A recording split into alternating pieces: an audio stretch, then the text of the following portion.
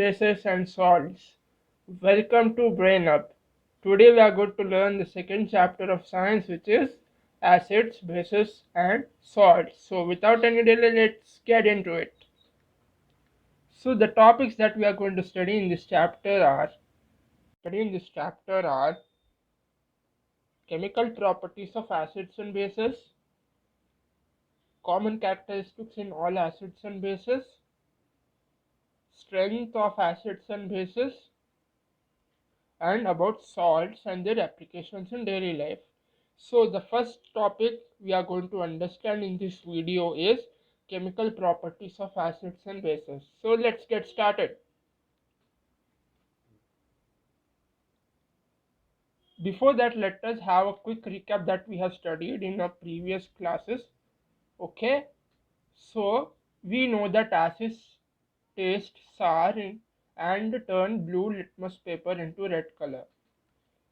And we also know that bases are bitter in taste and they turn red litmus to blue. So this litmus and another example like turmeric are some of natural indicators or which can tell us that this is a base, this is an acid, right? And methyl orange and phenolphthalein are synthetic indicators which are made by man, and litmus and turmeric are natural because they occur in nature by themselves.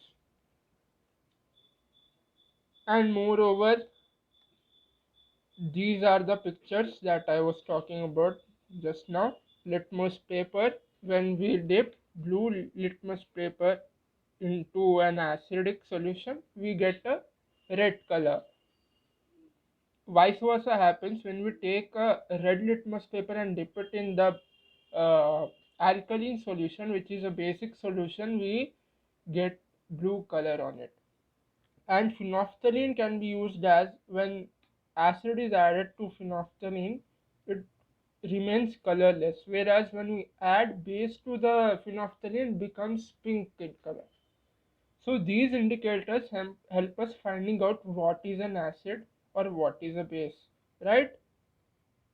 So now let's see the chemical properties of acids and bases. So the first property that we are going to see is reaction of acids and bases with metals. So what are we doing here? We are taking a metal, anything you can consider like iron, right? And we are taking an acid or a base and reacting with it. So what basically happens when these two react with each other? So when an acid reacts with a metal, the metal displaces hydrogen atoms. So as an acid has a free hydrogen atoms in it. The basic definition of acid is that it contains free hydrogen molecules. Okay, so when these atoms are being displaced, right, the metal takes the place of the hydrogen in the acid and it forms a salt. Okay, and it liberates the hydrogen gas. So it can be summarized as acid or base reacting with metal gives us salt or hydrogen gas. So again, let me explain it again. There is acid. Acid basically contains free hydrogen atoms. Similarly, base also contains OH molecules, right? These are displaced by the metal that we are taking, which we are reacting with, and there is a formation of a compound called salt, and the free hydrogens that were displaced before liberate out as hydrogen gas. So this is the general chemical reaction that happens here. Okay, for example, we can take sulfuric acid and react it with zinc to get zinc sulfate and hydrogen. Another example would be sodium hydroxide plus zinc which gives us sodium zincate and hydrogen gas. Note that it doesn't hold true for all the metals. There are some uh, uh, exceptions that we can see, but this general reaction applies for almost all the metals, but not all the metals. Okay, so let's move on.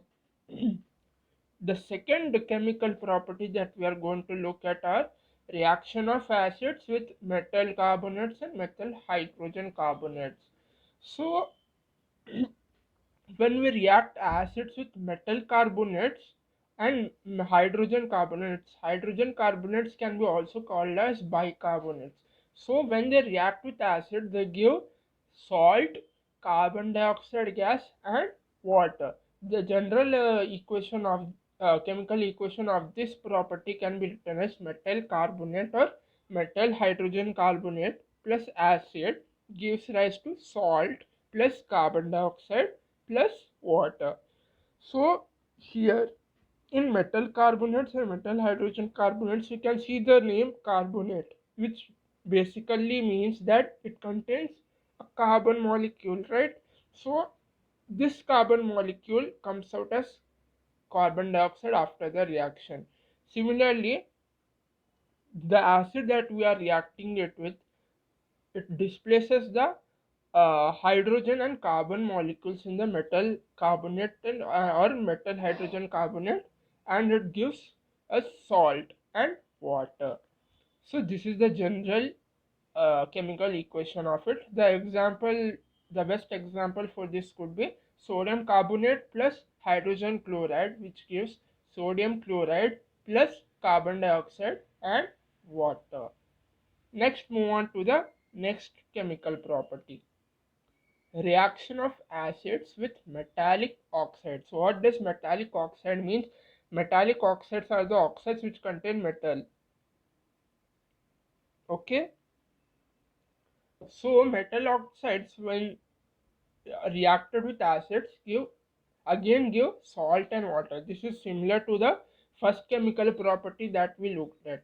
In this reaction, we can see that it is same as a uh, acid and base reaction. When we react an acid and with a base, we get salt and water, right?